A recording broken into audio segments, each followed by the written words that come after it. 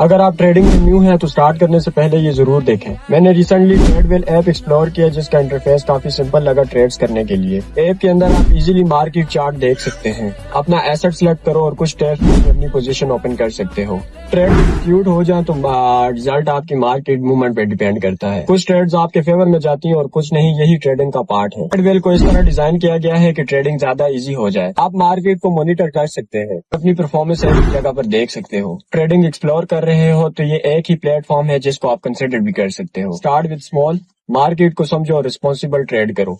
और जिसको भी ट्रेडवेल ज्वाइन करना है, लिंक मेरे बायो में है, जल्दी से ज्वाइन करो। Thank you. मेरे भाई, अगर टॉपर स्कूल में दिल लगाकर नहीं पढ़ेगा तो हम बैक बेंचर्स का बिजनेस कौन हैंडल करेगा? Get that bag, you ain't never coming last. Fuck your man, you know this gon' make him mad.